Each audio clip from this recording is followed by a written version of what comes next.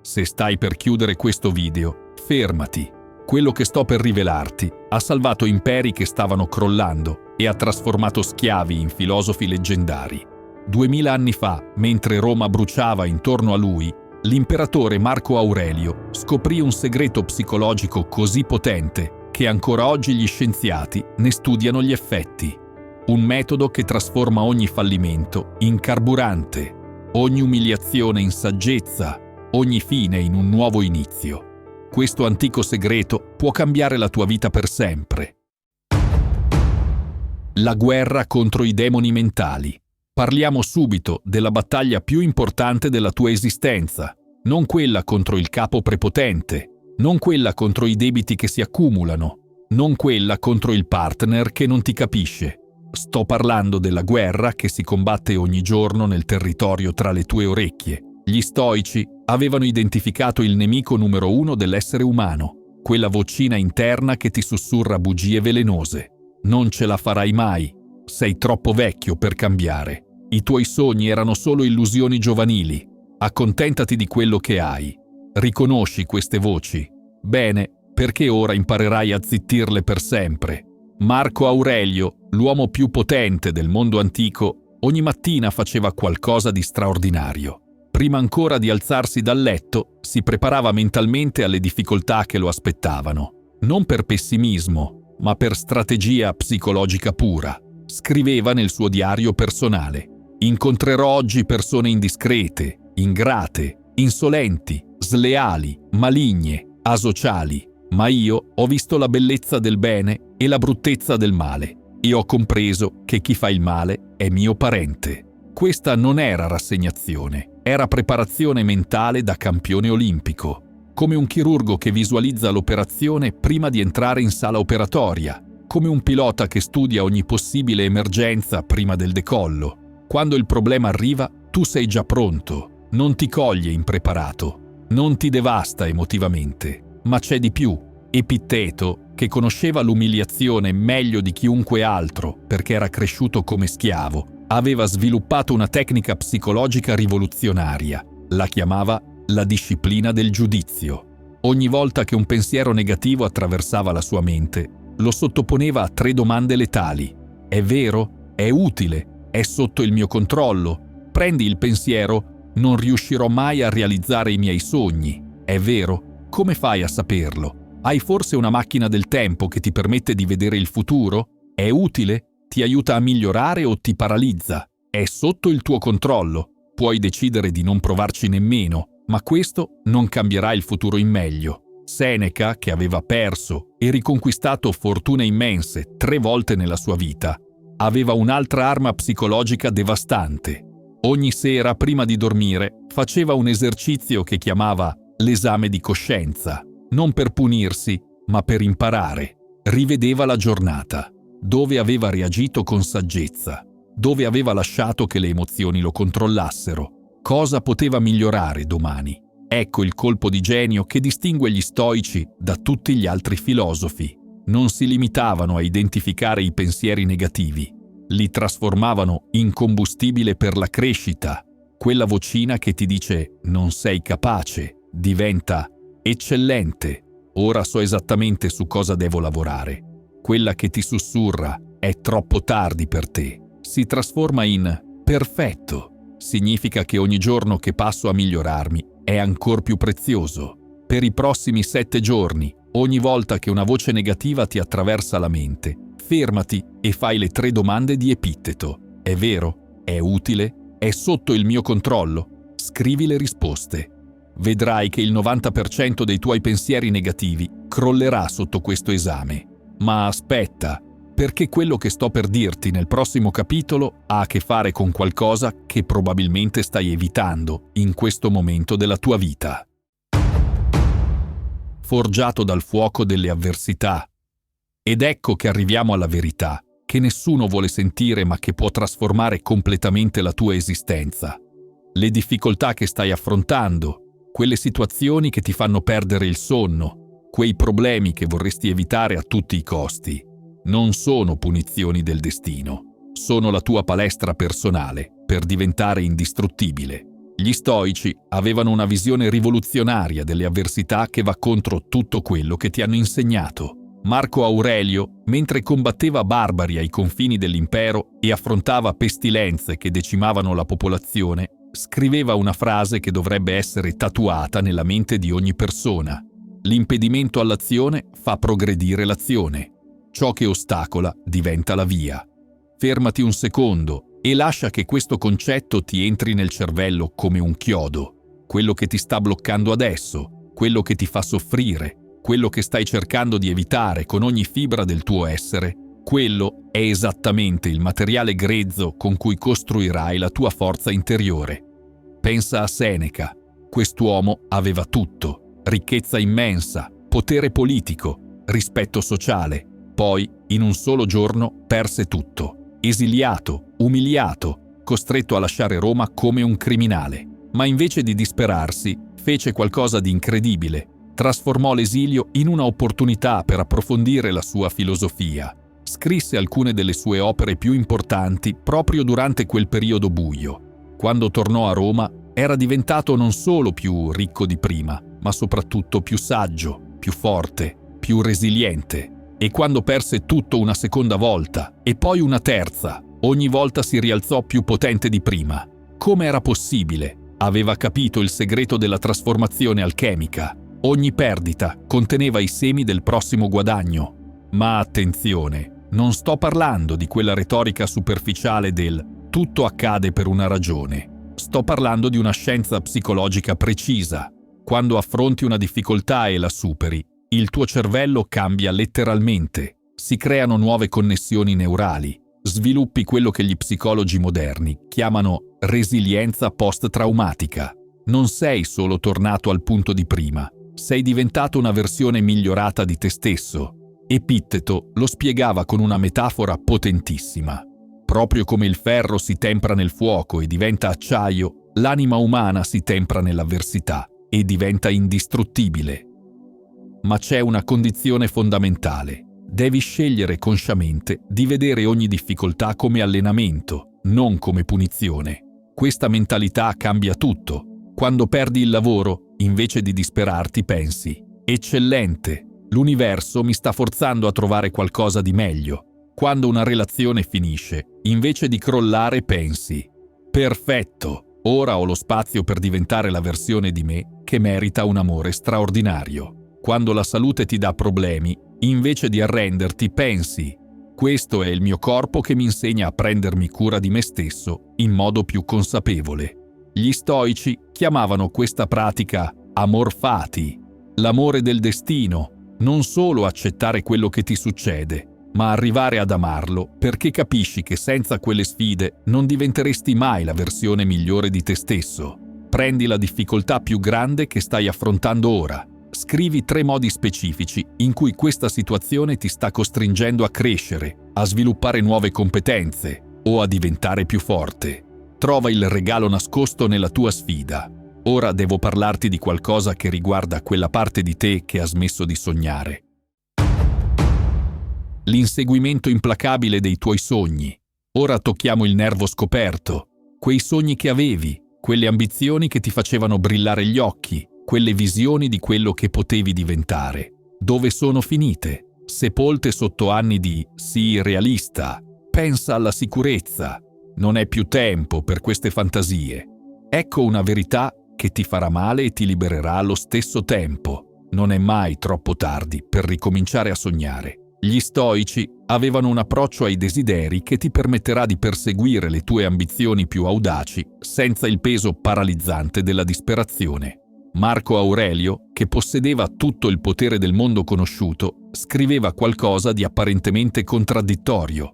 Molto poco è necessario per rendere felice una vita. Tutto sta nel modo di pensare, dentro te stesso, nel tuo atteggiamento verso le cose.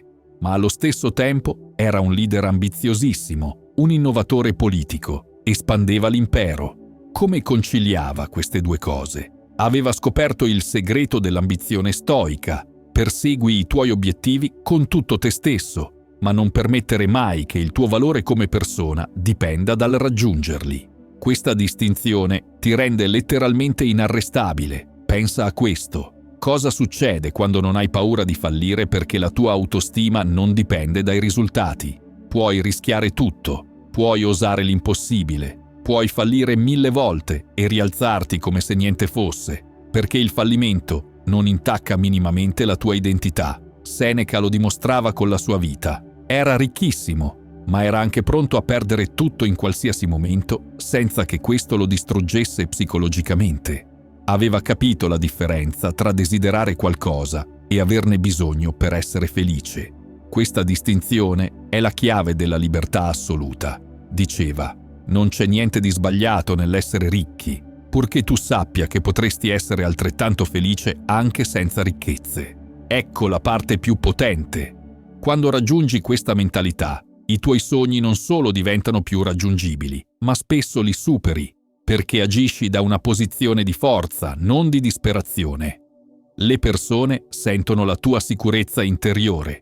Le opportunità si presentano naturalmente. I risultati arrivano quasi come effetto collaterale della tua crescita personale. Epitteto, che era partito dal livello più basso della società come schiavo, insegnava: la ricchezza non consiste nell'avere grandi proprietà, ma nell'avere pochi desideri. Tuttavia, se vuoi migliorare, sii contento di essere considerato stupido e sciocco riguardo alle cose esterne. Tradotto, sogna in grande, lavora duramente, ma non permettere mai che il giudizio degli altri o i risultati temporanei definiscano chi sei. La tua identità è solida come una roccia. I tuoi risultati sono fluidi come l'acqua. Questo approccio ti libera da quella pressione soffocante che paralizza tante persone della tua età. Non devi recuperare il tempo perduto. Non devi correre contro il tempo. Hai tutto il tempo del mondo, perché ogni giorno di crescita ha valore intrinseco, indipendentemente da quando arrivano i risultati esterni. Scrivi il tuo sogno più grande, quello che ti spaventa di più. Poi scrivi: perseguirò questo sogno con tutto me stesso, ma sono già completo e felice ora, indipendentemente dal risultato. Ripeti questa frase ogni mattina per 30 giorni, ma c'è qualcosa di ancora più importante di inseguire i sogni e ha a che fare con quello che fai quando nessuno ti sta guardando. Il potere dell'ostinazione incrollabile. Eccoci al cuore pulsante di tutto, quella qualità che separa chi realizza i propri sogni da chi li porta nella tomba. Non è il talento, non è la fortuna, non sono le connessioni giuste. È quella forza interiore che ti fa alzare ogni mattina quando tutto sembra perduto, che ti fa fare un altro tentativo quando hai già fallito 100 volte, che ti sussurra ancora una volta quando la logica ti dice di mollare. Gli stoici chiamavano questa forza prososè, l'attenzione costante e implacabile verso i propri principi e obiettivi. Ma non era ostinazione cieca, era intelligenza emotiva raffinata, la capacità di distinguere tra quello che vale la pena perseguire e quello che è solo ego ferito. Marco Aurelio governava un impero immenso, ma ogni sera tornava nella sua tenda e scriveva nel suo diario personale, non per i posteri, non per pubblicare un libro, ma per mantenere viva quella fiamma interiore. Aveva capito che la persistenza non è un muscolo che usi una volta ogni tanto, è un allenamento quotidiano. La mente che non può essere disturbata è una fortezza inespugnabile, scriveva. Ma cosa significa praticamente? Significa che quando tutti intorno a te si arrendono, quando l'economia crolla, quando i tuoi coetanei si rassegnano a una vita di compromessi, tu continui ad andare avanti, non perché sei testardo, ma perché hai una visione chiara che va oltre le circostanze temporanee. Seneca lo dimostrò in modo spettacolare, quando l'imperatore Nerone, suo ex allievo, si trasformò in un tiranno paranoico. Seneca si trovò in una posizione impossibile. Rimanere significava rischiare la vita, andarsene significava abbandonare tutto quello per cui aveva lavorato. La maggior parte delle persone si sarebbe paralizzata da questa scelta, ma Seneca fece qualcosa di geniale. Trasformò l'incertezza in opportunità, iniziò a scrivere le sue lettere filosofiche più potenti, quelle che ancora oggi leggiamo 2000 anni dopo. Affrontò la situazione con una calma che spiazzò persino Nerone. E quando arrivò il momento di morire, Nerone lo costrinse al suicidio. Lo fece con una dignità che trasformò la sua fine in leggenda. Questa è la vera ostinazione stoica, non l'attaccamento cieco ai risultati, ma la fedeltà incrollabile ai propri valori. Quando sai chi sei e cosa rappresenti, le circostanze esterne diventano irrilevanti. Puoi perdere tutto, ma non perdi mai te stesso. Epitteto lo spiegava con una metafora perfetta. Sei come un attore in una commedia. Se breve, breve. Se lunga, lunga. Se ti tocca recitare la parte di un povero, recitala con naturalezza. E così, se quella di uno storpio, o di un uomo pubblico, o di un privato cittadino, non scegli sempre il ruolo che ti viene assegnato nella vita, ma puoi sempre scegliere come interpretarlo. E quando interpreti il tuo ruolo con eccellenza, indipendentemente dalle circostanze, diventi letteralmente inarrestabile. C'è un segreto ancora più profondo nella persistenza stoica. Non si tratta solo di resistere alle difficoltà esterne, si tratta di resistere alla tentazione di tradire te stesso. Quella vocina che ti dice «Solo per oggi non farò esercizio», «Solo per oggi non lavorerò sul mio progetto», «Solo per oggi non seguirò i miei principi». Quella è la battaglia più importante. Ogni volta che mantieni un impegno con te stesso, anche piccolo, rafforzi quello che gli stoici chiamavano il carattere. E il carattere è come un muscolo. Più lo usi, più diventa forte. Più diventa forte, più puoi affrontare sfide sempre maggiori. Scegli un'abitudine piccola ma significativa. Leggere 10 pagine al giorno, camminare 20 minuti, scrivere una pagina. Impegnati a farla per 30 giorni consecutivi, qualunque cosa succeda. Non è importante cosa scegli, è importante che mantieni la parola data a te stesso. Ma ora arriva la parte più difficile. Cosa fai quando devi passare dalle parole ai fatti? L'azione che trasforma il destino. Eccoci arrivati al momento della verità. Tutto quello di cui abbiamo parlato fino ad ora è completamente inutile senza questa componente fondamentale, l'azione. E non sto parlando di azione frenetica o di attivismo fine a se stesso, sto parlando di azione strategica, intenzionale, potente. Gli stoici non erano filosofi da salotto che teorizzavano sulla vita dalle loro torri d'avorio. Erano uomini e donne d'azione che governavano imperi, costruivano fortune, fondavano scuole, influenzavano la storia del mondo. La loro filosofia non era separata dalla loro vita pratica. Era il carburante che alimentava le loro azioni quotidiane. Marco Aurelio scriveva le sue riflessioni filosofiche mentre comandava legioni sui campi di battaglia. Seneca teorizzava sulla ricchezza mentre costruiva uno degli imperi commerciali più grandi di Roma. Epitteto insegnava la libertà mentre fondava una scuola che avrebbe influenzato il pensiero occidentale per secoli. Ecco il principio che cambia tutto. Gli stoici avevano capito la differenza fondamentale tra quello che puoi controllare e quello che non puoi controllare. Questa distinzione non è solo teorica, è la chiave pratica per un'azione efficace e una vita senza stress inutile. Puoi controllare i tuoi pensieri? Sì, con allenamento. Puoi controllare le tue azioni? Assolutamente. Puoi controllare le tue reazioni alle circostanze? È la tua responsabilità principale. Puoi controllare quello che dicono gli altri di te? No. Puoi controllare quando arriveranno i risultati del tuo lavoro? No. Puoi controllare se il mercato crollerà domani? Ovviamente no. Questa distinzione ti libera da un peso psicologico enorme. Smetti di sprecare energia mentale ed emotiva preoccupandoti di cose che sono completamente fuori dal tuo raggio d'azione e concentri tutto il tuo potere su quello che è veramente nelle tue mani. Ma c'è di più. Gli stoici avevano sviluppato il pensiero all'inverso. Invece di chiedersi «cosa devo fare per avere successo?», si chiedevano «cosa devo evitare di fare per non fallire?», invece di «come posso essere felice?». Si chiedevano «cosa mi sta rendendo infelice e come posso eliminarlo?».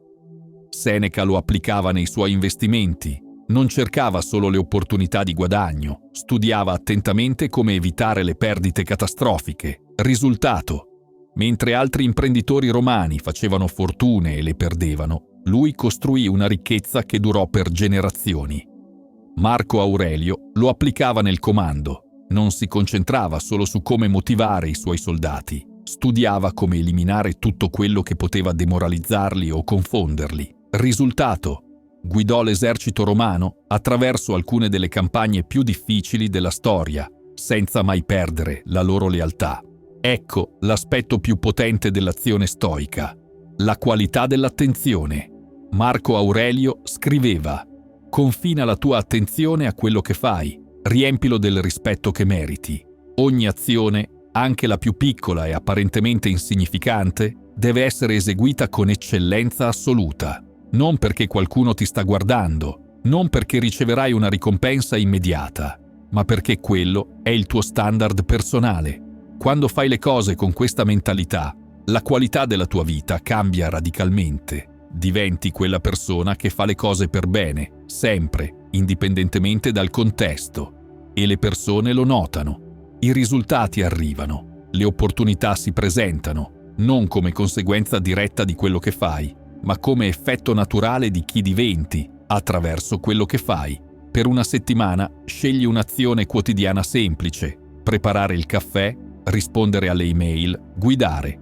E falla con attenzione assoluta, come se fosse la cosa più importante del mondo. Nota come questo cambia la tua percezione di te stesso e la qualità della tua giornata.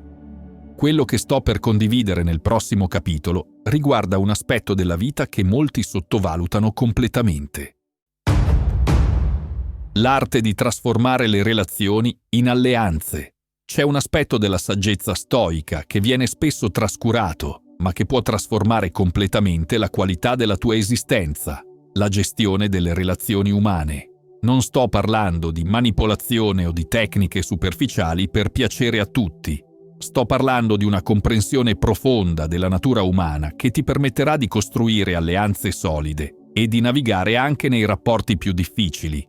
Marco Aurelio, che doveva gestire senatori corrotti, generali ambiziosi e popoli ribelli, aveva sviluppato un approccio alle relazioni che era allo stesso tempo pragmatico e profondamente compassionevole. Scriveva: quando ti svegli la mattina, pensa che il privilegio di essere vivo ti accompagna durante il giorno. Pensa a quante persone incontrerai che sono più infelici di te, anche se non lo dimostrano. Questa non era ingenuità, era strategia emotiva raffinata. Quando comprendi che la maggior parte dei comportamenti difficili delle persone nasce dalla loro sofferenza interna, smetti di prendere tutto personalmente.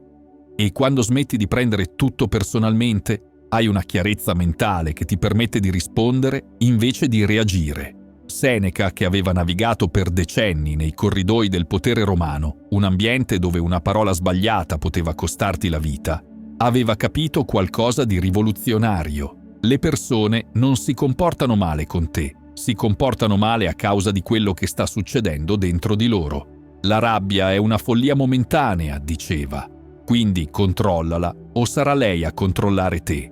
Ecco la parte geniale. Quando lo comprendi, diventi praticamente immune ai tentativi degli altri di trascinarti nei loro drammi emotivi. Il collega che ti attacca durante la riunione probabilmente sta affrontando pressioni che non conosci. Il partner che ti risponde male forse sta elaborando stress che non c'entrano niente con te. Questa comprensione non ti rende passivo o sottomesso, al contrario, ti dà un potere incredibile, quello di scegliere consciamente come rispondere invece di reagire automaticamente. E quando rispondi da una posizione di comprensione invece che di difesa, spesso riesci a trasformare anche i rapporti più tesi. Epitteto lo dimostrava quotidianamente nella sua scuola. Aveva studenti di ogni estrazione sociale, schiavi come era stato lui, ma anche aristocratici viziati e mercanti arroganti. Come faceva a gestire personalità così diverse? Aveva capito che ogni persona, indipendentemente dalla sua storia, lottava con le stesse paure fondamentali: paura di avere poco valore, paura di perdere quello che aveva, paura di non essere amato. Ricorda che sei un attore in un dramma, insegnava, ma ricorda anche che ogni altro attore sta recitando il proprio ruolo nel proprio dramma personale. Quando vedi le persone in questa prospettiva, smetti di aspettarti che si comportino sempre in modo ragionevole. Smetti di stupirti quando agiscono per ego, paura o ignoranza. E questo ti dà una pazienza e una compassione che sono letteralmente magnetiche. C'è un aspetto ancora più pratico. Quando tratti le persone con questa comprensione profonda, loro lo sentono a livello inconscio, si sentono viste, comprese, non giudicate, e questo crea un legame di fiducia che va oltre le parole. Nel mondo professionale, questo si traduce in opportunità che si presentano naturalmente. Le persone vogliono lavorare con qualcuno che le fa sentire a proprio agio. Nel mondo personale si traduce in relazioni più profonde e soddisfacenti. E nei momenti difficili si traduce in una rete di supporto che ti sorprenderà per la sua solidità. Per i prossimi 7 giorni, ogni volta che qualcuno si comporta in modo che ti infastidisce, fermati e chiediti: che tipo di sofferenza interna potrebbe causare questo comportamento? Non devi giustificare tutto, ma prova a capire. Vedrai come questa semplice domanda cambia la qualità delle tue interazioni. Ora arriva l'ultima lezione, quella che lega insieme tutto quello che abbiamo visto. Il coraggio di reinventarsi completamente. Eccoci arrivati all'ultima verità, quella più scomoda, ma anche più liberatoria. Ad un certo punto della vita ti trovi di fronte a una scelta inevitabile: continuare a essere la versione di te stesso che hai sempre conosciuto, oppure avere il coraggio di morire psicologicamente per rinascere come qualcosa di completamente nuovo. Gli stoici avevano un concetto rivoluzionario che li distingueva da tutte le altre filosofie: la capacità di reinventarsi completamente, indipendentemente dall'età, dalle circostanze o da quello che gli altri si aspettavano da loro. Non erano attaccati alla loro identità passata come se fosse una prigione, la vedevano come un trampolino di lancio. Marco Aurelio lo fece in modo spettacolare. Era nato per essere un filosofo e un intellettuale, preferiva studiare e riflettere piuttosto che comandare. Ma quando il destino lo chiamò a diventare imperatore, non si attaccò alla sua identità precedente. Si trasformò nel leader di cui Roma aveva bisogno, senza perdere la sua essenza filosofica. Anzi, la combinò con le sue nuove responsabilità in modo geniale. Puoi cancellare dalla tua vita ogni pensiero indesiderato semplicemente rimpiazzandolo con uno migliore, scriveva. Questo vale anche per le abitudini, i ruoli, le relazioni, persino la carriera. Niente di quello che sei oggi è scolpito nella pietra, a meno che tu non decida di mantenerlo tale. Seneca lo dimostrò 3 volte nella sua vita. Partì come scrittore e filosofo, si reinventò come consigliere politico e imprenditore, poi si reinventò ancora come mentore e investitore, e infine come martire filosofico. Ogni trasformazione non era una negazione di quello che era stato prima, ma un'evoluzione naturale guidata dalla saggezza e dalle circostanze. Ecco la parte che può cambiare tutto per te. Reinventarsi non richiede di buttare via la tua esperienza passata, richiede di vederla come materiale grezzo per costruire qualcosa di nuovo e migliore. Ogni errore che hai fatto, ogni fallimento che hai vissuto, ogni competenza che hai sviluppato, diventa un tassello del mosaico della tua nuova identità. Epitteto lo incarnava letteralmente. Era passato dall'essere una proprietà di qualcun altro a diventare uno degli insegnanti più rispettati del mondo antico. Ma non negava il suo passato di schiavo, lo trasformava in credibilità. Chi meglio di lui poteva insegnare cos'è la vera libertà? La vera libertà stoica non è fare quello che vuoi quando vuoi. È la capacità di scegliere consapevolmente chi diventare, indipendentemente da chi sei stato fino ad ora. È il potere di scrivere un nuovo capitolo della tua storia, anche se tutti intorno a te sono convinti che il libro sia già finito. Ma c'è una condizione fondamentale per questa trasformazione. Devi essere disposto a deludere le aspettative degli altri. Familiari, amici, colleghi, tutti hanno un'immagine di chi sei e si sentono a disagio quando inizi a cambiare. La loro resistenza non nasce dalla cattiveria, nasce dalla paura che il tuo cambiamento metta in discussione la loro immobilità. Marco Aurelio lo sapeva bene. La cosa migliore che puoi fare è essere te stesso. La cosa peggiore che puoi fare è cercare di essere quello che gli altri vogliono che tu sia.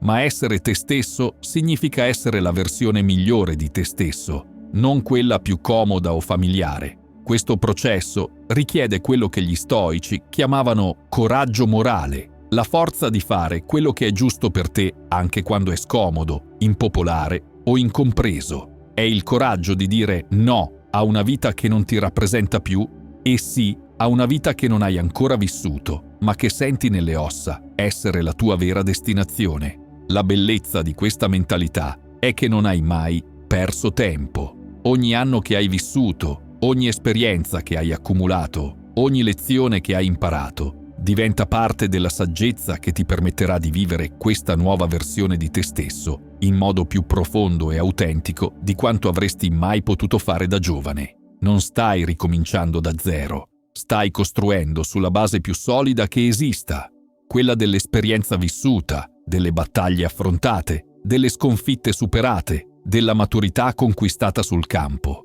Hai un vantaggio che i giovani non possono avere, sai chi non vuoi più essere. E questa chiarezza negativa è spesso più potente della chiarezza positiva. Quando sai con certezza assoluta cosa non tollerai più nella tua vita, quali compromessi non accetterai più, quali paure non lascerai più guidare le tue decisioni, da quali persone non permetterai più di drenarti l'energia, hai già eliminato il 90% degli ostacoli al tuo cambiamento. Scrivi una lettera alla versione di te stesso di 5 anni fa. Spiegagli tutto quello che hai imparato, tutto quello che ora sai essere importante, tutto quello che non vale la pena di temere. Poi scrivi una lettera alla versione di te stesso tra 5 anni, descrivendo chi vuoi diventare. Questa è la tua mappa per reinventarti. Tutto quello che hai sentito fino ad ora vale zero se rimane solo teoria, solo belle parole che ti hanno fatto sentire bene per qualche minuto. La vera prova inizia ora, quando chiuderai questo video e tornerai alla tua vita quotidiana. Quando affronterai di nuovo quelle situazioni che ti stressano, quelle persone che ti infastidiscono, quelle paure che ti paralizzano. È in quei momenti che scoprirai se hai veramente capito il segreto degli stoici per non arrendersi mai.